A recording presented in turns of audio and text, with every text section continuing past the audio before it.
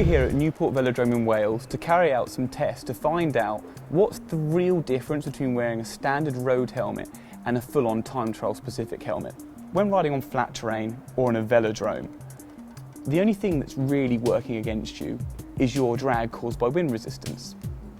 It's commonly accepted that the bike accounts for around 20% of this total drag, whereas your position and your clothing accounts for the remaining 80%. That brings us to where we are today.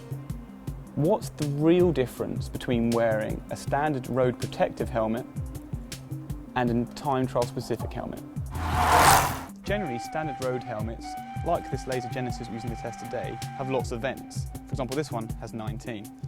They're built for comfort and protection. Whereas a time trial specific helmet has very few, if any, air vents. It's built for speed. This in turn means often it's a lot hotter to wear. Now if you look at the helmet, you'll see it's often shaped like a teardrop. The idea being the tail fills the void between your head and your back to, in theory, reduce the drag. For today's test, we've used a coefficient of drag area system, known as a CDA. The CDA is measured in meters squared, and effectively it monitors a rider's wattage and speed, also takes into account their front profile to create a coefficient which indicates how fast they'll go.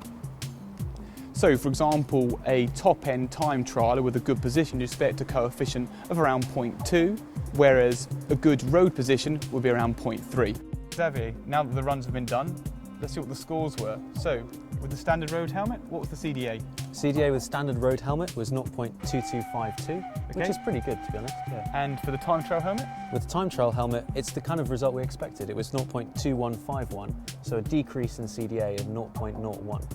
So, for someone who's not an expert on CDA, what's the wattage saving? The wattage saving for that, for someone travelling at about 25 miles an hour, is about 10 or 11 watts. And so for a good level club athlete who's maybe close to breaking the hour for 25 miles, what kind of time saving could they expect to receive? So if you're doing 1 hour for 25 miles with the road helmet on, you'd expect to go between 40 and 45 seconds faster just by changing to the aero helmet.